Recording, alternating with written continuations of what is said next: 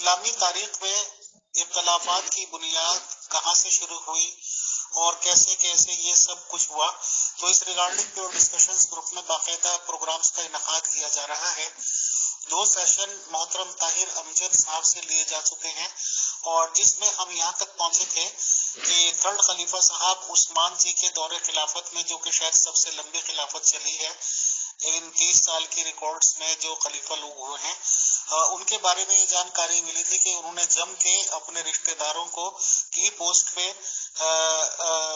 Appointed کیا اور کافی اقربا پروری کری، اور وہ جاگیر فدق جو حضرت فاطمہ زہرا علیہ السلام کو باقاعدہ دربار میں جانے کے بعد اور مانگنے پر بھی نہیں دی گئی تھی،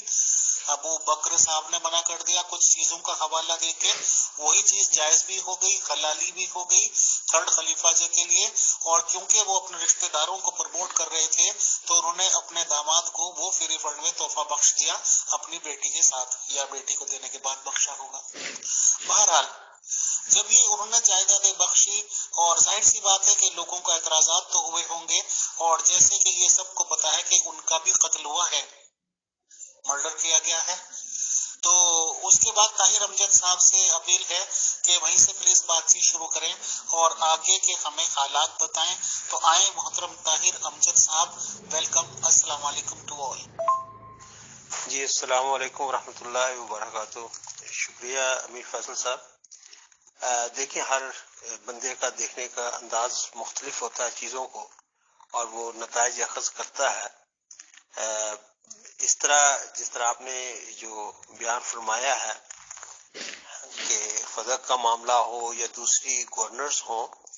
تو اس میں ایک تاثر یہ ملتا ہے کہ جیسے میرا یہ خیال ہے کہ خلیفہ ثالث جو ہے عثمان غنی رضی اللہ تعالیٰ عنہ، وہ کوئی ایک ویلن کے طور پر سامنے آتے ہیں، یا اینٹی اسلام یا اینٹی کاز نظر آتے ہیں۔ تو میں سب سے پہلے اس کی تردید کرنا چاہتا ہوں۔ میرا ایسا کوئی تعصب نہیں ہے۔ میں جب ایک طالب علم کی طرح سے چیزوں کا جائزہ لینا چاہتا ہوں یا دیکھتا ہوں، تو جیسے چیزیں ہیں ویسی بیان کرنا چاہتا ہوں۔ اس سے نتائج اخذ کرنا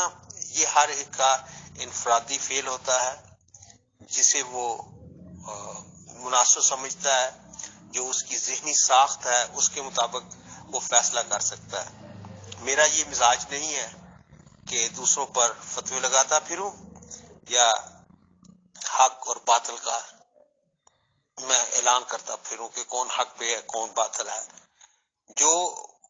معلومات ہمیں معلوم ہوتی ہیں، جو ہم دیکھ سکتے ہیں، پڑھ سکتے ہیں، ان کا بیان کر دینا چاہیے، اور یہ ہر ایک سامع کا اور قاری کا یہ حق ہے کہ وہ اپنے نتائج خود اخذ کرے۔ میں یہ سمجھتا ہوں کہ بدقسمتی سے ہم جو مختلف دھڑوں میں بٹ چکے ہوئے ہیں، مختلف فرقوں میں بٹ چکے ہوئے ہیں، اور بیانیہ بنا کر ہر ایک کو تھوپ دیا جاتا ہے، چاہے وہ اہل تشیع ہوں، سنی، بریلوی، دیوبندی، اہل حدیث، احمدی، یا کوئی بھی کسی بھی مکتبہ فکر سے تعلق رکھتا ہو، کیونکہ یہ عام طور پر ہر ایک کا مزاج اور کیپیسٹی بھی نہیں ہوتی کہ وہ پرانی کتابوں کو، کیونکہ وہ اتنا زیادہ والیوم بن جاتا ہے، ان کا خود مطالعہ کرے، ٹرانسلیشن کرے، تحقیق کرے، اور ایک ایک جو کردار ہے اس پر وہ تفصیلی نگاہ رکھ سکے۔ یہ شاید ہیومن کیپیسٹی میں بھی نہیں ہوتا۔ تو پھر ہوتا کیا ہے؟ جو صحیح لوگ ہیں، پڑھے لکھے لوگ ہیں، محترم طاہر امجد صاحب، آپ کی باتیں، آپ کے پوائنٹس اپنے نظریے کے حساب سے اپنی جگہ سے صحیح ہیں، بٹ ایسا کوئی بھی آدمی جو نیوٹرل ہوگا، میری جگہ کوئی بھی ہوگا، اور جس کے ساتھ پیدائشی عقیدے ماننے کی بندشیں نہیں ہوں گی، نہ ہی اس کا جب سے وہ پیدا ہوا اس وقت سے ویسا ہی مائنڈ بنایا جا رہا ہوگا، اور نیوٹرلی ایسی چیزوں کو آبزرو کرے گا، تو میرے خیال سے 5 منٹ سے زیادہ لگتے نہیں ہیں صحیح بات تک نتیجہ اخذ کرنے میں۔ تو میں تو یہی سمجھتا ہوں، یا یہی سمجھ رہا ہوں اب تک جو شیعہ سنی جس میں ڈفرینس بتاتے ہیں، جو صحیح لوگ ہیں، پڑھے لکھے لوگ ہیں، ان کی باتیں سن کے صرف 2 لفظوں میں ان لوگوں کو بانٹا جا سکتا ہے کہ لوگ صحیح کو صحیح کہتے ہیں اور غلط کو غلط کہتے ہیں وہ شیعہ ہیں، اور جو صحیح کو بھی صحیح کہتے ہیں اور غلط کو بھی رضی اللہ علیہ السلام یہ دس اینڈ دیٹ غلط کو بھی صحیح کہتے ہیں وہ سنی ہے۔ سر یہ میرا کنکلوژن ہے، بہرحال آپ کنٹینیو کریں، بہت شکریہ۔ تو ہوتا یہی ہے کہ ہم اپنے جو اسکالر جنہیں ہم اسکالر سمجھتے ہیں، عالم سمجھتے ہیں، ان پر اعتبار کرتے ہیں۔ کس پر کتنا اعتبار کرنا ہے یہ آپ پر منحصر ہے، آپ کے مزاج کو، کہ کون آتھر جو ہے وہ زیادہ ریئلسٹک ہے، کس کی اپروچ زیادہ ریشنل ہے، لاجیکل ہے، کس پر آپ اعتبار کر سکتے ہیں۔ بدقسمتی سے ہوتا یہ ہے کہ چونکہ بیانیہ بن چکا ہوتا ہے، نتیجہ پہلے اخذ کر لیا گیا ہوتا ہے، اس کے بعد وہ تحقیق ہوتی ہے جو پریکٹیکلی یوز لیس ہو جاتی ہے۔ یعنی میں نے جو اپنی تحقیق کا آغاز کرنا ہے، جب میں نے مطالعہ کرنا ہے چیزوں کا، اس سے پہلے ہی میں نے نتائج پہلے ہی اخذ کر لیے ہیں کہ عثمان غنی رضی اللہ تعالیٰ عنہ کو میں نے ولن دیکھنا ہے، ثابت کرنا ہے۔ اب میں وہ کروں گا جو مجھے ان کے خلاف ایک بات نظر آئے گی، میں اس کو اکٹھا کرتا جاؤں گا، اور جو باتیں ان کے حق میں جائیں گی ان کو نظر انداز کرتا چلا جاؤں گا۔ تو اسی طرح دوسری شخصیات کے بارے میں کہ مولا علی علیہ السلام کے ساتھ مجھے اگر محبت ہے تو میں وہ ہر پہلو، ہر وہ روایت، چاہے وہ صحیح ہو، حسن ہو، ضعیف ہو، کوئی بھی ہو، اس کو تو میں ہائی لائٹ کرتا رہوں گا، اس کو تو میں اپنا لوں گا کیونکہ وہ مجھے بھلی لگتی ہے۔ لیکن جن روایات میں ہماری پسندیدہ شخصیات کے بارے میں تنقید ہوتی ہے یا جواب دہ ہونا پڑتا ہے، ہم اس کو بالکل اگنور کر دیتے ہیں، ڈسکریڈٹ کر دیتے ہیں، اور ہم پاتھ آف لیسٹ ریزسٹنٹ، یعنی جو آسانی سے چل سکے وہ کرتے ہیں۔ اس میں میں کسی ایک مکتبہ فکر کو مد نظر رکھ کے بات نہیں کر رہا، یہ ہمارا عمومی مزاج بن چکا ہے۔ ہم میں اتنی کیپیسٹی ہونی چاہیے کہ ہم ڈفرنٹ پوائنٹ آف ویو کو بھی دیکھ سکیں، اور اس سے میرا مقصد ایک طالب علم کی طرح یہ ہوتا ہے کہ جو بھی واقعات ہیں، جو بھی تاریخ ہمیں ملتی ہے، اس کو ہم بیان کر دیں اور اس میں غلط بیانی سے کام نہ لیں۔ جو کچھ نظر آتا ہے، بظاہر لگتا ہے، اس کو بیان کر دیں، اور اختلاف رائے آنے کی صورت میں ہم ذہنی طور پر تیار رہیں کہ ہم اس میں بہتری لا سکتے ہیں، یا ہم اختلاف رائے کو بھی احسن طریقے سے ہینڈل کر سکتے ہیں۔ ہم میں اتنی کیپیسٹی ہونی چاہیے کہ ہم ڈفرنٹ پوائنٹ آف ویو کو بھی دیکھ سکیں۔ جی السلام علیکم امیر فیصل صاحب، بات یہ ہے کہ آپ نے فرمایا کہ 5 منٹ سے زیادہ لگتے نہیں ہیں نتیجہ حاصل کرنے میں۔ میں آپ سے بالکل بھی متفق نہیں ہوں، ٹائم لگتا ہے۔ نتائج اخذ کرنے ہوں، ایک واقعہ اس کو بیان کر دیا جائے، اور اس پر اگر اس نے ایک سٹیٹمنٹ کے اوپر ہی اس شخصیت کے خد و خال آپ نے بنانے ہوں تو آپ بنا سکتے ہیں، بنتے ہیں، لیکن کیا وہ حقیقی پکچر ہوتی ہے؟ نہیں ہوتی۔ ہم جو بزرگوں کی شخصیات ایک تاثر دینا چاہتے ہیں، اس کے لیے 5 منٹ کیا 5 گھنٹے 5 دن بھی کافی نہیں ہوتے۔ اگر آپ نے صحیح نتائج پر پہنچنا ہے اور صحیح کیفیت کو محسوس کرنا ہے تو بہت کچھ سیکھنا پڑتا ہے۔ میں اس کی کئی مثالیں آپ کو دے سکتا ہوں۔ تو میں جب ذکر کر رہا تھا کہ حضرت عثمان غنی رضی اللہ تعالیٰ عنہ کے شہادت سے تقریباً 8 دن پہلے، اب مجھے نہیں پتا کہ لوگوں کے ذہنوں میں یا آپ کے ذہن میں اس سے پہلے کے جو واقعات ہیں، جب باغی یا مدینے میں آتے ہیں اور اپنے تحفظات کا اظہار کرتے ہیں، اور پھر جو مولا علی علیہ السلام ہیں، حضرت طلحہ، زبیر، یہ دوسرے بزرگان بیچ میں آ کر ان میں مصالحت کراتے ہیں، ایک کائنڈ آف ایگریمنٹ ہو جاتا ہے، اور پھر محمد بن ابی بکر صاحب جو ہیں ان کو پروانہ دے دیا جاتا ہے کہ وہ مصر کی طرف جائیں تو ان کے سپرد اقتدار ہوگا، لیکن رستے میں مبینہ طور پر وہ ایک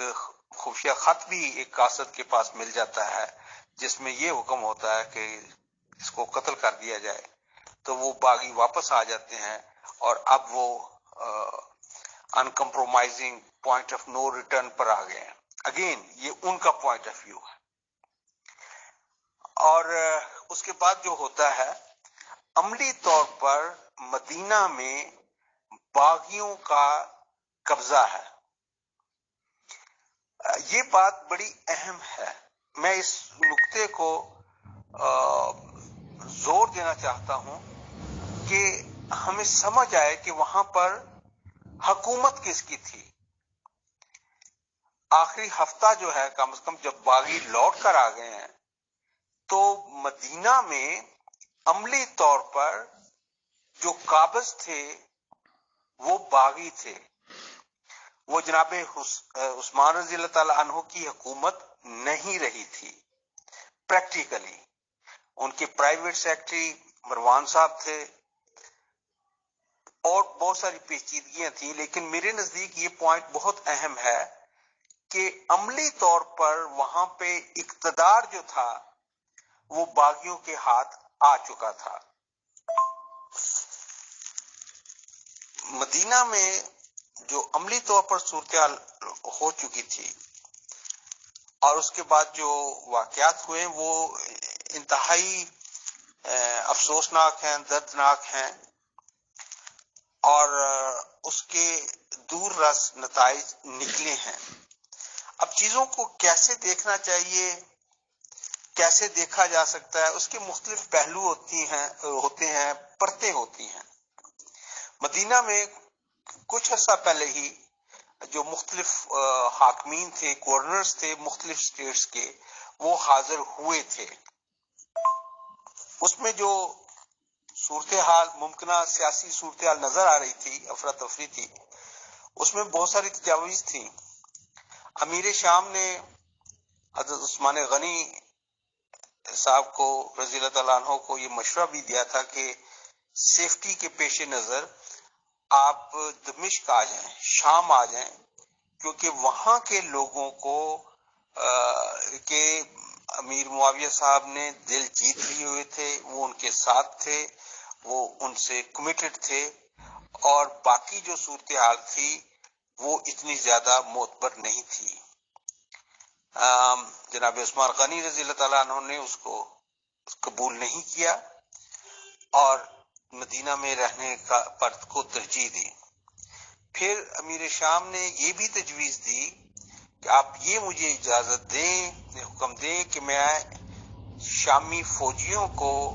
ایک باڈی گارڈ یا ایک آپ کی حفاظت کے لیے جو ہیں شامی فوجی وہ مدینہ میں رہتا ہوں۔ تو جناب عثمان غنی رضی اللہ تعالیٰ عنہ نے اس کو بھی ناپسند کیا، اس کو بھی ایکسپٹ نہیں کیا۔ بہرحال یہ صورتحال تھی مدینہ میں۔ اب اس میں ایک بڑی پکچر جو نظر آتی ہے اس کو نظر انداز کر کے آپ شاید صورتحال کو سمجھ نہ سکیں۔ صحابہ کرام کی اور عربوں کی جو اس وقت صورتحال تھی، بالکل سیکولر پوائنٹ آف ویو سے اب چیزوں کو دیکھیں تو ان لوگوں کی بے شک قبائلی جنگیں تھیں اور لوکل لیول پر وہ انتظام سنبھال سکتے تھے، ان کو تجربہ حاصل تھا، لیکن وہی یہ تھا کہ کیسے قبیلوں کو فتح کر کے اپنے جھنڈا گاڑ دیا جاتا ہے اور ان کو متی رکھا جا سکتا ہے۔ اور یہ ریاستیں جو تجربہ تھا وہ مکہ یا مدینہ کی جو بستیاں ہیں ان سے لے کر گرد و نواح کے جو چھوٹے موٹے گاؤں یا شہر یا قلعے تھے ان تک محدود تھی. یہ کوئی بین الاقوامی ایک امپائر بننے کا یا ہونے کا نہ تو ان کو ایکسپیرینس تھا اور نہ ہی ان کی ایز سچ توقعات تھیں اور کلیئر گائیڈ لائن تھیں کہ ان کو کیسے گورن کیا جاتا ہے. اس کے مقابل پر اگر ہم دیکھیں جو اس وقت کی امپائرز تھیں، رومن امپائر ہوں، اب ان کے پاس within no time 25 years کا جو ہے 20 ایئرس میں یہ آپ کی یہ دیکھیں کہ مکہ مدینہ سے نکل کر ان کی سرحدیں کہاں کہاں پہنچ چکی ہیں. دمشق پر ان کا حکومت ہے، ایران کی ان کے پاس حکومت ہے، مصر کی ان کے پاس حکومت ہے، اور اسی طرح جو کی پوسٹ ہیں وہ حاصل ہو چکی ہیں. اب ان سب کا انتظام کرنا، ایڈمنسٹریشن، مالی، معاشی طور پر اس پر کنٹرول کرنا، اس کا کچھ تجربہ نہیں تھا. اب اس پہ کیا کیا جاتا ہے، کیونکہ آپ کی سرحدیں ایک طرف آرمینیا، آپ آج کے دور میں بھی دیکھیں کہ آرمینیا، آذربائیجان، ازبیکستان، یہ علاقے سینٹرل ایشیا کے، ایران، ادھر پاکستان کا کچھ علاقہ اور افغانستان، یہ اس دور میں بھی ان کے قبضے میں آ گئے ہیں. اور اس کے ساتھ ہی آپ یہ دیکھیں کہ عرب کا علاقہ، مڈل ایسٹ، اور اس کے ساتھ جروسلم اور مصر، مطلب دیور ہیوج پاور جو آ گئے. ان سب کا انتظام کرنا یہ کسی بھی کمیونٹی کے لیے ایک چیلنجنگ ہوتا ہے، اور یہی ثابت بھی ہوا. اس میں جو عام رواج یہ پایا جاتا تھا کہ جو آپ کے جن پر آپ اعتبار کرتے ہیں تو ان کو آپ کی پوسٹ پر لگاتے ہیں. یہ ایک قبائلی سوچ کی عکاسی تھی، اور جہاں پہ آپ کمفرٹ فیل کرتے ہیں کہ اس کو لگا دیا جائے، وہ میرا ماموں زاد ہے، خالہ زاد ہے، میرے قبیلے کا ہے، تو وہ اس پر میں اعتبار کر سکتا ہوں. یہ دیکھیں، یہ آپ کو پسند آئے یا نہ آئے، یہ چیز ورک کرتی ہے. ہم اب تاریخی طور پر دیکھیں، اور خاص طور پر قبائلی علاقوں میں قبائلی عصبیت بھی ہوتی ہے، تو یہ چیز ہونا ایک غیر معمولی چیز نہیں ہے. میں ہرگز اس بات کی نہ وکالت کر رہا ہوں نہ اس کی تنقید کر رہا ہوں. میں صرف یہ ایک تصویر کا یہ رخ دکھانا چاہتا ہوں کہ ایسا ہونا کوئی انہونی بات نہیں تھی، نہ ہی کوئی ایسا دستور وضع کیا جا چکا تھا کہ ایسا کرنا بالکل ہی خلاف قانون ہوتا. ایک چیز ہوتی ہے خلاف تقوی اور ایک چیز ہوتی ہے خلاف فتویٰ. کیونکہ حکومت کرنے کے واضح خط و خال قرآن میں یا پرانے صحیفوں میں نہیں بتائے جاتے تفصیل کے ساتھ کہ کیسے مائکرو مینج کیا جاتا ہے، تو یہاں پر بھی کوئی ایکسیپشن نہیں تھی. کہنے کا مقصد یہ ہے کہ عثمان غنی رضی اللہ تعالیٰ عنہ کے دور میں جو مختلف معاشی صورتحال سامنے آئی، کیونکہ مدینہ میں رہنے والے لوگوں کو کیونکہ بہت سارے علاقے فتح ہوتے تھے، ریونیو جو ہے وہ مال غنیمت کی صورت میں مرکز میں آتا تھا اور کافی خوشحال تھے. لیکن جب حالات مشکل ہوئے تو پھر وہ ظاہر ہے جن کو 1000 روپیہ ملتا تھا، ان کی اگر وظیفہ جو ہے وہ 200 ہو جائے تو پھر دشواریاں تو ہوتی ہیں اور بہت سارے معاملات. اور پھر جہاں پر قبائلی اس نظام میں ایک خاندان کو فوقیت، ان کی حاکمیت ہو جاتی ہے، تو ایک لازمی چیز ہے کہ جو اس قبیلے سے تعلق نہیں رکھتے ان میں احساس محرومی ہوتا ہے۔ یہ بھی کوئی بالکل انوکھی بات نہیں ہے، اور ایسا ہوا ہے۔ اگر آپ رسول کریم صلی اللہ علیہ وآلہ وسلم کی وفات کے فوراً بعد کے واقعات دیکھیں کہ کل تک جو مسلمان تھے، صحابہ تھے، جلیل القدر اور دوسرے، وہ کیا ہوتا ہے کہ مسلمہ کا ذات کے ساتھ ہزاروں کا مجمع اکٹھا ہو جاتا ہے، شجاع کے ساتھ بے تحاشا لوگ مل جاتے ہیں۔ اب آپ نے کیونکہ کافی دفعہ ذکر کر چکے ہیں حضرت خالد بن ولید رضی اللہ تعالیٰ عنہ کے بارے میں،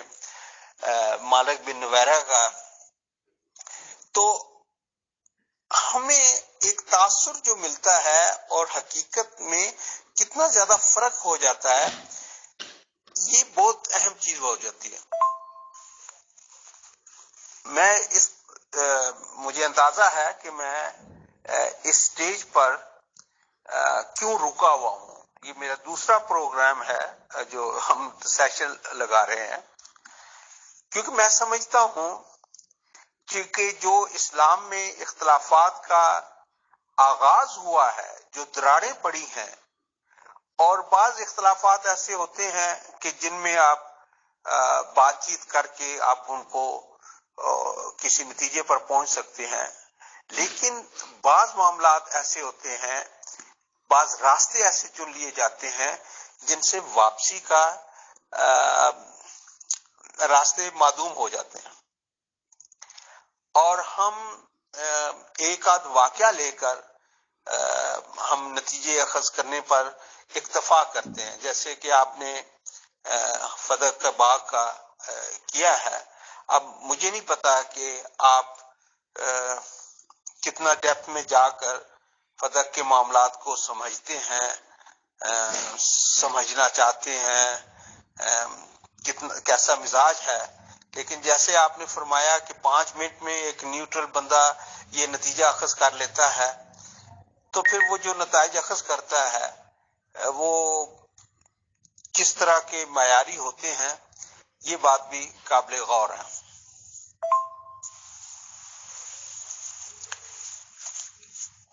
اور اس میں جو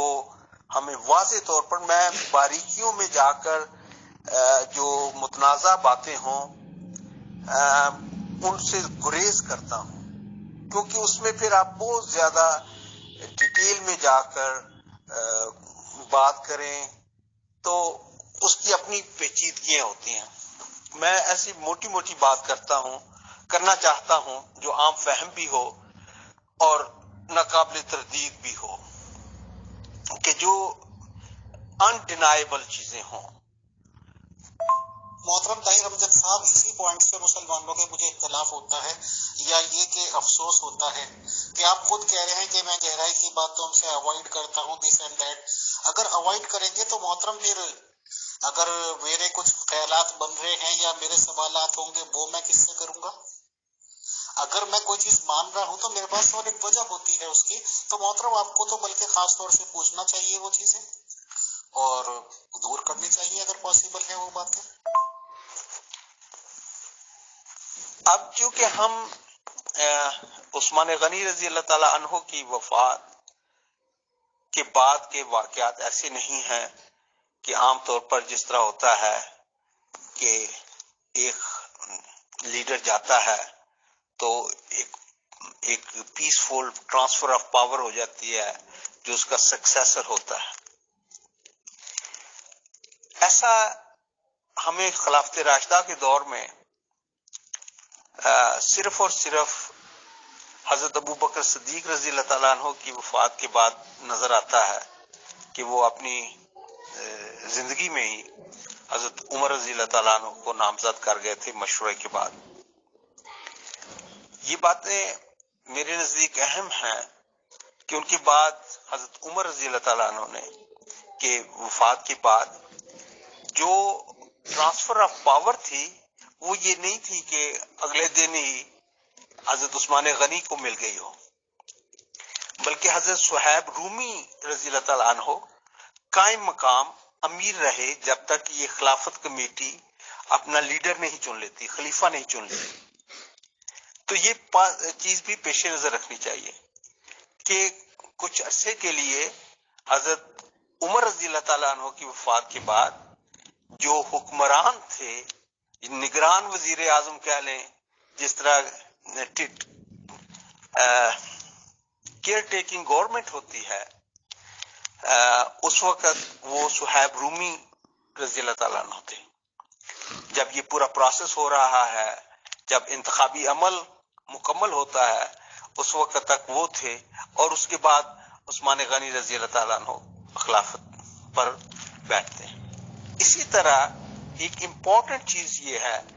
کہ حضرت عثمان غنی رضی اللہ تعالیٰ عنہ کی وفات کے بعد عملی طور پر مدینہ میں تھا کیا؟ نہیں، میرا ہرگز یہ مطلب نہیں ہے کہ کوئی اہم چیز ہو تو اس کو اوائڈ کر کے کوئی مصلحت پسندی کی طرف، میں صرف ایسی بات نہیں کرنا چاہتا جو باریک ہو، جو بالکل واضح نہ ہو۔ اس کی بات یہ، میرا مقصد یہ ہے امیر فیصل صاحب، کہ جب موٹی موٹی باتیں جو ہیں ان سے خد و خال بن سکتے ہیں، ایک پکچر واضح ہو سکتی ہے، تو پھر جو متنازع چیزیں ہیں ان کو ڈسکس کرنا وہ بعد میں فائن لائن میں آ جاتا ہے۔ جب آپ اس کی تحقیق کرتے ہیں، اب ایک طالب علم ہے، اس کو ہندوستان کا نہیں پتا، ہندوستان کے بارے میں نہیں جانا، تو اس کو یہ کہا جائے کہ سہارنپور کے فلاں محلے کی فلاں گلی میں یہ ہو رہا ہے، یا کسی کو اب انڈیا کا نام نہیں پتا، اس کو بلی مارن میں جانا ہے، یا جو ہے چاندنی چوک پر یہ واقعہ ہو رہا تھا، بندہ دوسرا پوچھتا ہے یار چاندنی چوک کہاں پہ؟ دلی کا چاندنی چوک، دلی کہاں پہ ہے؟ یہ تو کیپٹل ہے۔ کس کا کیپٹل ہے؟ انڈیا کا ہے۔ انڈیا کہاں ہے؟ یہ ساؤتھ ایشیا میں ہے۔ تو میرا مطلب یہ ہے جب باریکی میں جانے کا کہ چاندنی چوک یا اس کو چاٹ کی دکان، وہ ساری چیزیں اہم ہو سکتی ہیں، لیکن اگر آپ پہلے پوری جو بڑی پکچر ہے یا اوور آل تصویر کے دوسرے رخ دیکھ سکیں، میں کسی چیز کو اوائڈ نہیں کرنا چاہتا، میں تو بڑی خوشی کر دوں گا اگر کسی چیز کے بارے میں علم نہیں ہے تو مجھے تو بالکل کوئی جھجک نہیں ہے کہنے میں کہ اس معاملے میں مجھے یاد نہیں ہے یا میرے علم میں نہیں ہے۔ تو مقصد صرف یہ ہے کہ اگر ہم بیسک جو چیزیں ہیں ان کو ہم ایکنالج کر لیں تو ہمیں پھر وہ فلرز کے طور پر چیزیں جو باریک چیزیں ہوتی ہیں ان کو سمجھنے میں آسانی ہوگی۔ تو میں واپس آتا ہوں کہ عملی طور پر حضرت عثمان غنی رضی اللہ تعالی عنہ کے آخری جو ایام تھے ان میں چونکہ جو کی پوسٹ تھیں ان پر گورنر، حکمران یا پاور جو تھی وہ بنی امیہ کی تھی یا ان سے قریبی تعلق رکھنے والے، خواہ وہ بصرہ، کوفہ، شام، مصر، جو بڑی بڑی ریاستیں تھیں یا صوبے تھے ان میں حکومت ان کی تھی، اور ان کی ہمدردیاں ظاہری طور پر جو حکمران تھے بنی امیہ کے تھے یا عثمان غنی رضی اللہ تعالیٰ عنہ کے ساتھ ان کی ہمدردیاں تھی کہ ایک خلیفہ وقت ہے، ایک رائٹ فلی چنا ہوا خلیفہ ہے، اس کے ساتھ ہمدردیاں ہونی ہیں۔ اور یہاں پر جو آگے چل کر مولا علی علیہ السلام کا دور شروع ہوتا ہے، اس میں جانے سے پہلے میں چاہتا ہوں کہ ہمارے ذہنوں میں عملی طور پر جو صورتحال تھی وہ ذہن نشین ہو جائے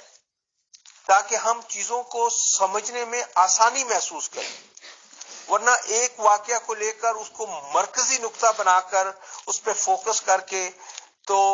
باقی ساری کہانی کو اس کے گرد گھمانا، اس سے پیچیدگیاں بڑھتی ہیں. تو عملی طور پر، اور میں ویلکم کروں گا اگر کوئی اختلافی پوائنٹ آف ویو آتا ہے کہ جو میں بیان کر رہا ہوں اس سے کسی کو اختلاف ہے. اب ہمیں یہ سمجھ آ گیا، مطلب کم از کم میرے ذہن میں یہ چیز واضح ہے کہ عثمان غنی رضی اللہ تعالیٰ عنہ کے دور میں اوور آل اسلامک اسٹیٹس میں بے چینی پائی جاتی تھی، اور بے چینی ایسی پائی جاتی تھی کہ حضرت عثمان غنی رضی اللہ تعالیٰ عنہ نے اپنے جو قبیلہ ہے یا خاندان ہے، اقربا پروری جسے کہا جاتا ہے، یہ میں نہیں کہہ رہا، نہ ہی میں اس کو ڈینائی کر رہا ہوں، لیکن یہ امر واقعہ ہے، یہ انڈینائبل چیزیں ہیں کہ اٹ ہیپن ٹو بی کہ حضرت عثمان غنی رضی اللہ تعالیٰ عنہ کے قبیلے اور ان کے خاندان، قریبی رشتہ داروں کو کی پوسٹ پر فائز کیا گیا. میرا نہیں خیال کہ کوئی بھی اس کو ڈینائی کر سکتا، اور یہ باتیں ایسی نہیں ہیں کہ آپ کی زندگی میں اس کا ذکر نہ ہوا ہو. جو عربوں کا مزاج تھا، وہ اگر حضرت عمر رضی اللہ تعالیٰ عنہ سے پوچھ سکتے ہیں کہ عمر یہ اتنا لمبا کرتا جو پہنا ہوا ہے یہ کہاں سے آ گیا؟ جو مال غنیمت میں ملا تھا مال، وہ تو اس میں تو اتنا لمبا کرتا نہیں بن سکتا تھا. تو حضرت عمر رضی اللہ تعالیٰ عنہ کو بھی اپنے بیٹے کو کھڑا کر کے تو اس سے گواہی لینی پڑتی ہے کہ تم یہ بتاؤ کہ کیا معاملہ تھا. تو انہوں نے اپنا حصہ بھی حضرت عمر کو دیا تھا. تو وہ اس سے مراد میری یہ ہے کہنے کی کہ ایسی تربیت یا ایسا ماحول ہرگز نہیں تھا کہ جو بات ہو اس پر درگزر مصلحت، اتنے ریفائنڈ وہ سوسائٹی نہیں ہوئی تھی. اور حضرت عثمان غنی رضی اللہ تعالیٰ عنہ کے سامنے برملا یہ سوال ان سے پوچھے جاتے تھے، اور ان کی وہ وضاحت بھی دیتے تھے. بعض وضاحتیں قبول کی جاتی تھیں، بعض وضاحتوں سے وہ اور دوریاں بڑھتی گئیں. آج کا دن کیونکہ خاص ہے، یوم پاکستان ہے، پاکستانیوں کو بہت بہت مبارک ہو. این جی او کے لیے یوم مسیح موعود ہے، یوم مسیح موعود مبارک ہو. رمضان پہلا روزہ ہے، مسلمانوں کو رمضان کریم مبارک ہو. اللہ تعالیٰ سب کے لیے بابرکت کرے. تو وہ ساری چیزیں ہیں، اور آپ نے پروگرام بھی کافی کیے ہوئے ہیں. اب سب کو مبارک ہو. اس میں مجھے نہیں پتا کہ آپ کے پاس کتنا سٹیمنا ہے، یا ہم آگے اس سے چلنا چاہیے، یا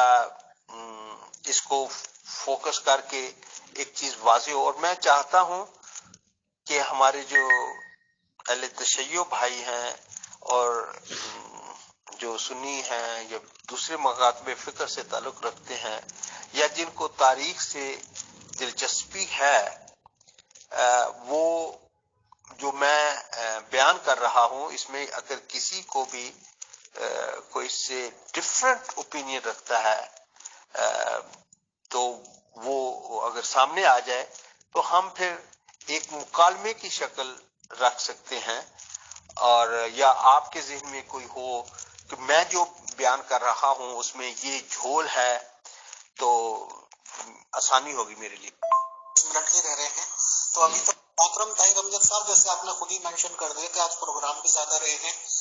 اور اب میں سمجھتا ہوں کہ 9-10 منٹ ہی رہ رہے ہیں، تو ابھی تو آپ کنٹینیو کر کے کنکلوڈ کر دیجیے آج کے لیے. رہی بات خالد بن ولید کی اور ادر پوائنٹس کی، تو میں انشاءاللہ ایک سیشن آپ سے ریکویسٹ کر کے اور ٹائم رکھ کے الگ سے لے لوں گا تاکہ میں اپنے سوالات کر سکوں اور آپ سے جواب لے سکوں. سر وہ الگ کر لیں گے. آج آپ کنکلوڈ کر دیں جہاں تک بھی آپ بتا سکتے ہیں 8-9 منٹ میں. Sir thank you. جی شکریہ بہت بہت. بالکل. میں اب یہ سفر ایسے ہوتے ہیں کہ چند منٹوں میں کیا چند سیشن میں بھی ان کا احاطہ کرنا مشکل ہو جاتا ہے، اور اتنی جلدی بھی نہیں دکھانی چاہیے، بلکہ میں تو دوستوں کو جو سنجیدہ سوچ سکتے ہیں ان کو دعوت فکر بھی دیتا ہوں، اور میری خواہش یہ ہوگی کہ ہم بزرگوں کے بارے میں کوئی حتمی رائے قائم کرنے کے بجائے جو واقعات آتے ہیں ان کو بیان کرتے ہیں، and we should study this one with open mind. اب آپ نے حضرت خالد بن ولید رضی اللہ تعالیٰ عنہ کے بارے میں بات کی ہے، اور آپ نے کافی دفعہ ان کے بارے میں سخت الفاظ بھی استعمال کیے ہیں، اور مالک بن نویرہ اور ان کی بیگم صاحبہ کے ساتھ جو کچھ ہوا اس کو بہت زیادہ ہائی لائٹ کرتے ہیں، اور میں یہ سمجھتا ہوں کہ ہمارے اہل تشیع بھائی اس بارے میں اور بہت سارے اہل سنی جو ہیں ان کے لیے بھی یہ واقعہ ایک تکلیف دہ رکھتا ہے، لیکن مشاہدے میں یہ آیا ہے کہ بہت سارے لوگوں کو مالک بن نویرہ اور دوسروں کے معاملات کا اتنا علم نہیں ہوتا۔ تو میں یہ چند منٹ جو ہیں حضرت خالد بن ولید اور مالک بن نویرہ کے بارے میں اگر آپ اجازت دیں تو میں بات کرنا چاہوں گا۔ جس طرح میں نے پہلے عرض کیا تھا، علاقائی عصبیت اور اپنے قبیلے کی قبائلی عصبیت ایک مین یا میجر کریکٹر رہا ہے عربوں میں، اور اس زمانے میں بھی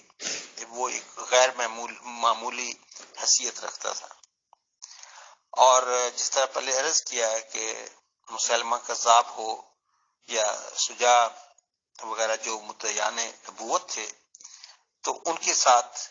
جو شامل ہوئے، اب نیتوں کا حال جاننے والا اللہ ہے، کب کس موقع پر کس کا دل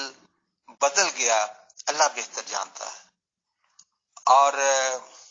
ہم ایک عمومی چیزوں کا جائزہ لے سکتے ہیں۔ اب جو رپورٹ کی جاتی ہے، اگین میں اس میں ڈسکلیمر کے طور پر یہ کہتا ہوں کہ نیتوں کا حال اللہ جاننے والا ہے۔ جو روایات ہم تک ملتی ہیں کہ جب رسول کریم صلی اللہ علیہ وآلہ وسلم کی وفات ہوئی تو اللیجڈلی مالک بن نویرہ نے خوشی کا اظہار کیا، اور اس کے بھی بہت سارے شواہد ملتے ہیں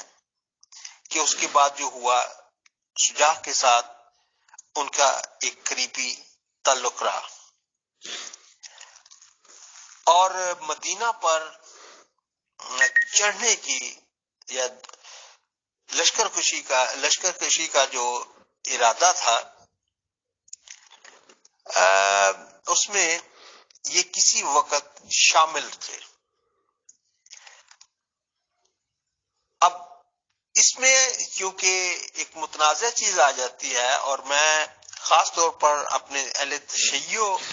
بھائیوں سے کہ احساسات اور جذبات کو سمجھتے ہوئے، کیونکہ میں ان میں جو ان کے ناقد تھے ان میں ابو قتادہ رضی اللہ تعالیٰ عنہ بھی ہیں، جنہوں نے اس پر ناراضی کا اظہار کیا، اس کی مخالفت کی کہ جو واقعات ہوئے ہیں، بلکہ انہوں نے آ کر شکایت بھی لگائی حضرت ابو بکر صدیق رضی اللہ تعالیٰ عنہ سے، اور اس کے بعد چند معاملات ہوئے۔ تو میں ان کے جذبات کو سمجھتے ہوئے ان سے تھوڑا سا ان کو دعوت فکر یہ دیتا ہوں کہ تصویر کے دوسرے رخ کو بھی دیکھ لیں۔ میں ہرگز یہ نہیں کہتا کہ جو کچھ ہوا وہ درست ہوا، وہ صحیح ہوا، واللہ اعلم بالصواب، لیکن اس وقت کے تناظر میں دیکھا جائے تو باغیوں کے ساتھ جو سلوک کیا جاتا تھا وہ اسے آپ وحشیانہ کہہ لیں، اسے ظالمانہ کہہ لیں، اسے ان کمپرومائزنگ کہہ لیں، اس میں آپ کو اب بے شک ایک سرتن سے جدا ایک کلچر کہہ لیں، وہ چیز اس کو پیش نظر اگر رکھیں تو حقیقت یہ ہے کہ ڈاؤٹ فل ایٹماسفیئر موجود تھا. اب یہ بالکل باریکیاں آ جاتی ہیں کہ وہاں پر ماحول کیا تھا. عام طور پر ماحول یہ تھا کہ اذان سے اعلان کیا جاتا تھا کہ یہ کس طرف ہیں. جو مرتدین تھے وہ اذان نہیں دیتے تھے، ظاہر ہے انہوں نے اپنا راستہ الگ چن لیا تھا.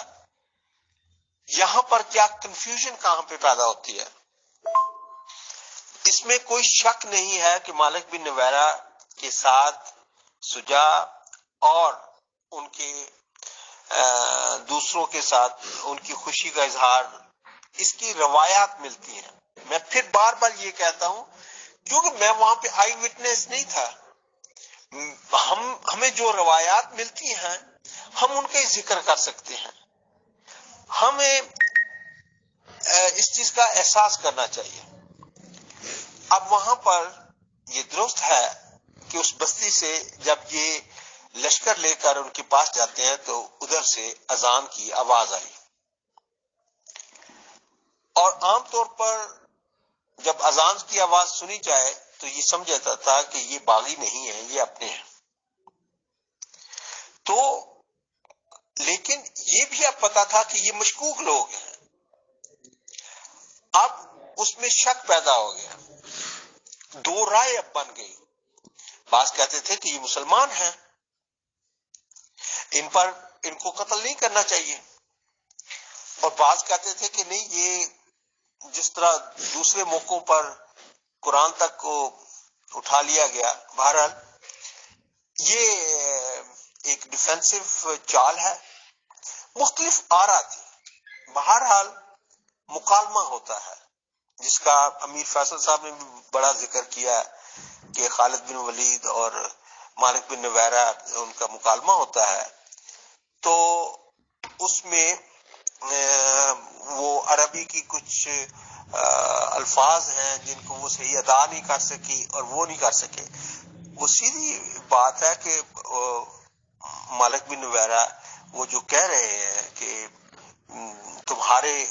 بزرگ نے یوں کیا، تمہارے بزرگ نے یوں کیا، تمہارے بزرگ نے یوں کیا، جو اسلوب ہو سکتا ہے اس سے مراد رسول اکرم صلی اللہ علیہ وآلہ وسلم. تو انہوں نے کہا کہ وہ تمہارے کہہ رہے ہو، وہ تمہارے نہیں تھے. تو اس میں جو عربی میں جو ایک ڈائلاگ ہو سکتا ہے، کنفیوژن ہو سکتی ہے، تو وہ بہرحال ایک کنفیوژن ہوئی اور ان میں ایک تلخی کا ماحول بنا. لیکن اس طرح کا تاثر دینا کہ اسی وقت جیسے خالد بن ولید رضی اللہ تعالیٰ عنہ نے اس کا سر تن سے جدا کر دیا، تو یہ بات درست نہیں ہے.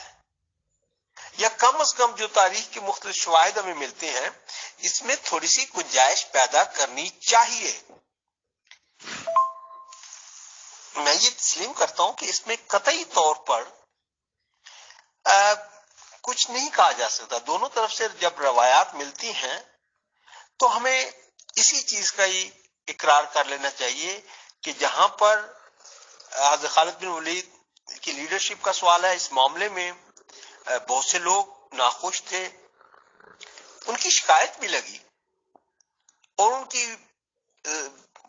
بات چیت بھی ہوئی. اس میں کوئی شک نہیں ہے، یہ کوئی اسٹریٹ فارورڈ کیس نہیں ہے.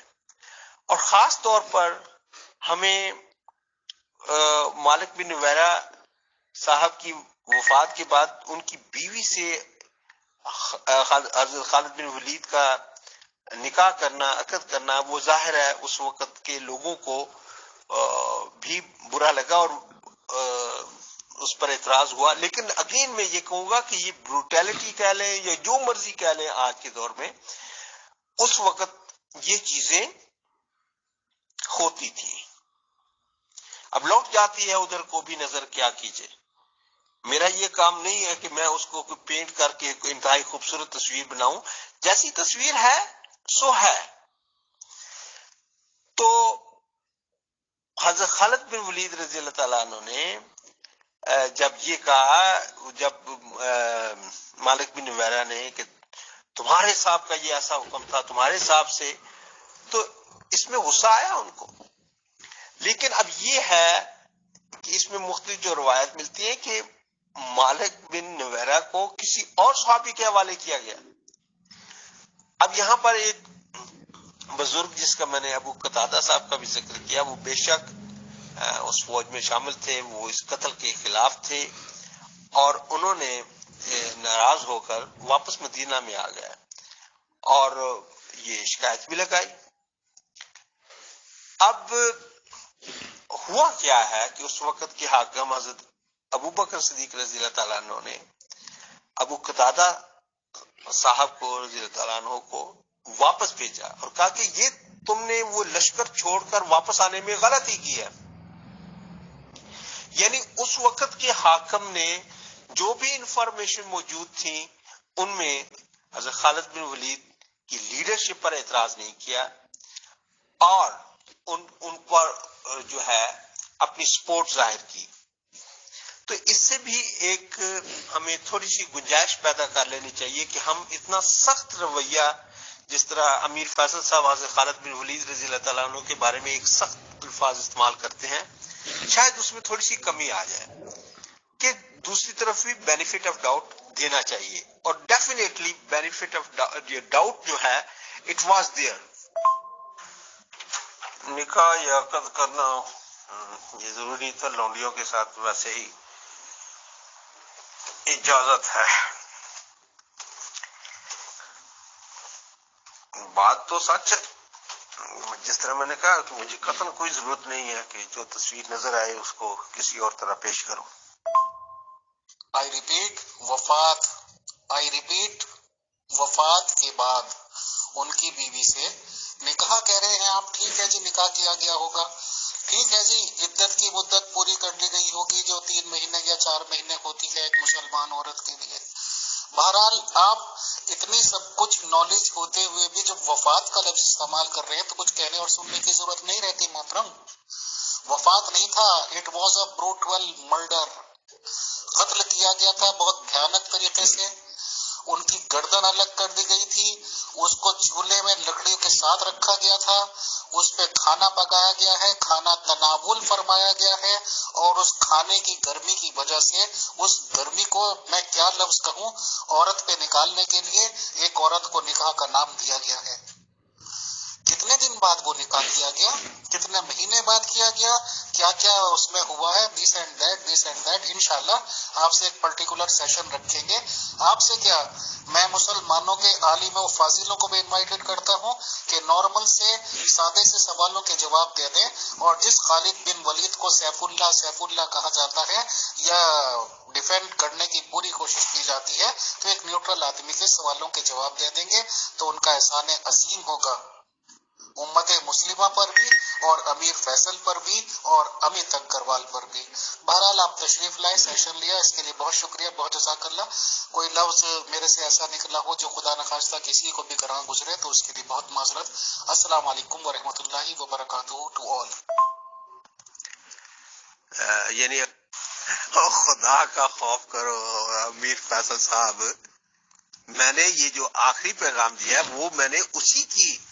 اپنی تصحیح کی ہے کہ میں نے کہا نکاح اور عقد، مجھے اندازہ تھا کہ امیر فیصل صاحب کی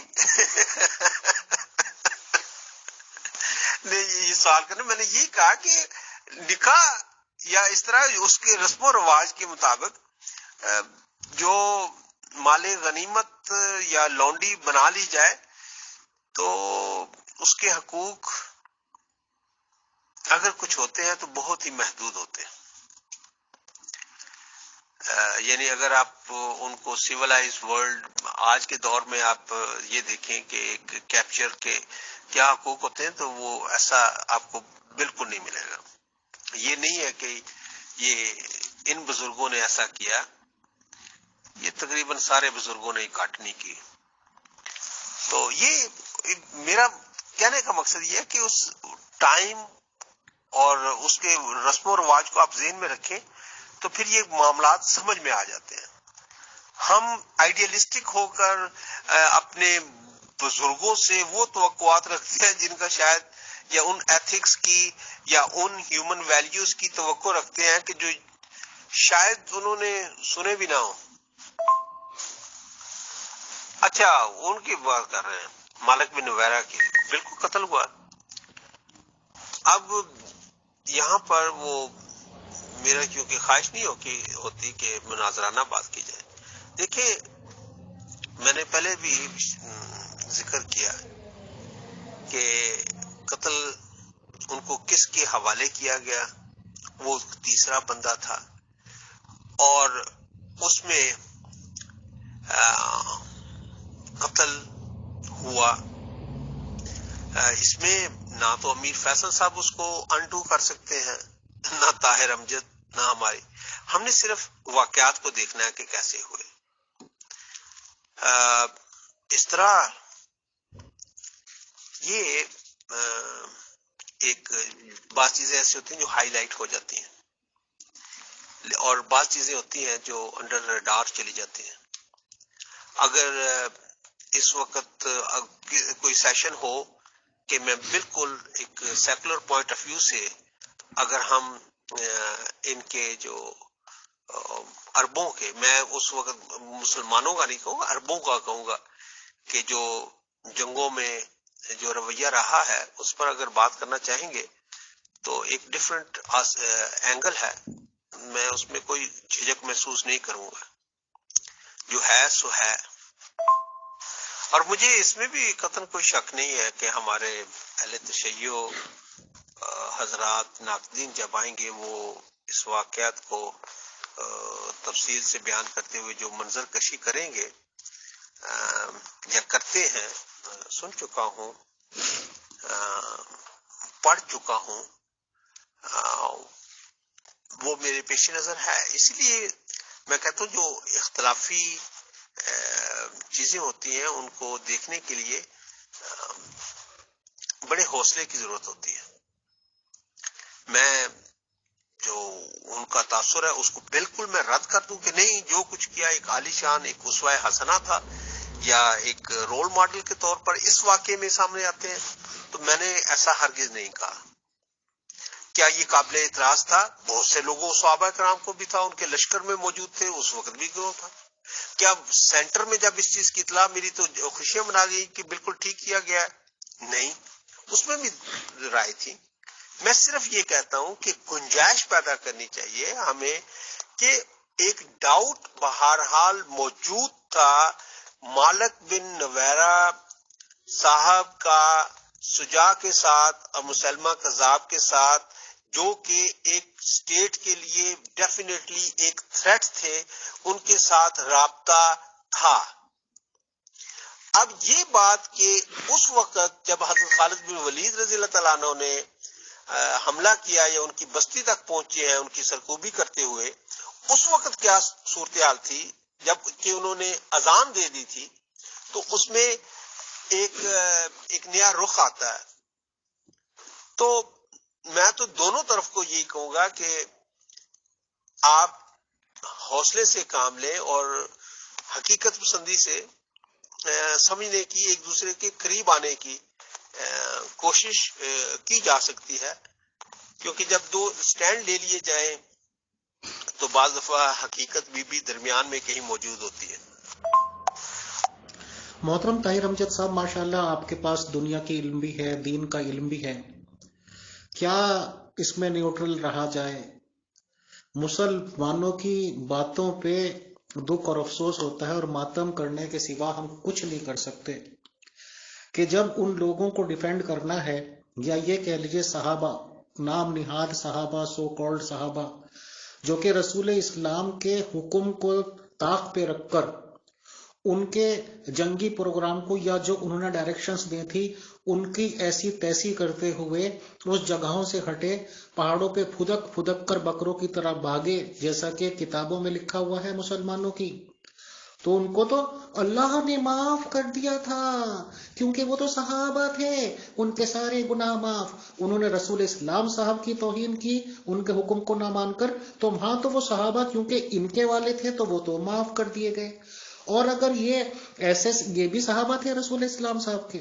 ان کو معاف نہیں کیا جا سکتا کیونکہ ان کی بیوی خوبصورت تھی، کیونکہ ان کو قتل کرنے کے ذمہ دار آپ کے خالد بن ولید علیہ السلام تھے، کیونکہ اس کو قتل کرنے کے بعد اس کی بیوی کے ساتھ ریپ کرنے والے آپ کے خالد بن ولید علیہ السلام تھے، تو ان کو نہیں صحاباؤں کے لائن میں لگایا جا سکتا، یہ ستاروں کے ایمانند نہیں ہو سکتے۔ ان کے لیے قرآن نے نہیں کہا ہے کہ صحاباؤں کو معاف کر دیا گیا، وہ تو ان لوگوں کو معاف کیا گیا جو رسول اسلام کو جنگ میں اکیلا چھوڑ کر بھاگے تھے پہاڑوں پہ پھدک پھدک کر بکروں کی طرح۔ واہ واہ واہ واہ آپ لوگوں کا اسلام۔ محترم طاہر امجد صاحب، بہت بہت شکریہ، بہت جزاک اللہ۔ میرے خیال سے اب زیادہ مزید بات کرنے کا کچھ رہ نہیں گیا، آپ نے خود قبول کر لیا کہ اذان دے دی گئی، اذان دیتے ہیں مسلمان لوگ۔ اب سوال یہ آ گیا اس کے دل میں کیا تھا، کیا نہیں تھا؟ اس کے دل میں کچھ نہیں تھا، اس کی بیوی میں پنہا تھا سب کچھ۔ اس کی بیوی کے چرچے سن لیے تھے آپ کے خالد بن ولید نے کہ بہت خوبصورت ہے، بنا دیکھے اس کی نیت خراب ہو گئی تھی، تو پھر تو 1000 کمیاں نکلنی تھی نا اس کے شوہر میں، راستے تلاش کرنے تھے نا کہ کس طرح سے اس کا قتل کر دیا جائے، کس طرح سے کہنا آپ کا بیوی کو لونڈی بنا لیا جائے، اور اگر قید میں جنگ میں جیت لی گئی ایک عورت تو اس کی تو ساری حقوق سلب کر لیے گئے، اس کے حقوق کی تو ایسی تیسی، مذہب اسلام کے رولز کی بھی ایسی تیسی، عدت کرنی ہے اس کی بھی ایسی تیسی، بس دلہن بنا لو۔ خدا کے بندو، اے مسلمانوں، کیا گزری ہوگی اس عورت کے دل دماغ پہ جس کے ساتھ وہ 10 منٹ پہلے تک بھی تھی، جس کی زوجیت میں تھی، جس شوہر کی وہ بیوی تھی، اس شوہر کو اس کے سامنے مارا جائے، اس کے سامنے چولہے میں اس کی گردن رکھ کر کھانا پکایا جائے، اور پھر اس کے ساتھ ہائے ہائے اس کے شریر کے ساتھ کھلواڑ کیا جائے۔ یہ مسلمانوں کا کلچر، خدا کرے کہ یہ والا کلچر ہر غیر مسلم کے سامنے آئے آپ لوگوں کا، اور وہ سوچتے ہوئے یا آپ لوگوں میں شامل ہوتے ہوئے 1000 نہیں 1,00,000 بار سوچیں۔ یہ ہے آپ کے اسلام کی سیکھ، اور پھر بھی آپ ایسے لوگوں کو ڈیفینڈ کر رہے ہیں، ڈیفینڈ کرنا چاہتے ہیں، یہ رکھو جی وہ رکھو جی۔ ارے آپ کے رسول صاحب تو یہ کہہ کے گئے کہ تم نے دل چیر کے تھوڑا دیکھ لیا تھا، اب وہ اذان بھی دے رہا ہے تو وہ منافق، اور سفیان سے لے کے یزید تک کو آپ غلط کہنے کو تیار نہیں، جو منافق اعظم تھے جنہوں نے اپنے ساتھ ہوئے واقعات کا بدلے کے لیے اور بیعت بھی کری، پولیٹیکلی گیم کھیلے، اور یزید نے آ کے رسالت کے خاندان کو پوری طرح سے قتل کر دیا، وہ پھر بھی رضی اللہ آپ لوگوں کا۔ بہرحال اللہ آپ کا بھلا کرے، اللہ آپ لوگوں کو ہدایت دے جو شاید ملنے والی نہیں ہے۔ میں ان جذبات کے ساتھ اس سیشن کو کنکلوڈ کرتا ہوں۔ بہت شکریہ، بہت جزاک اللہ، السلام علیکم ورحمۃ اللہ۔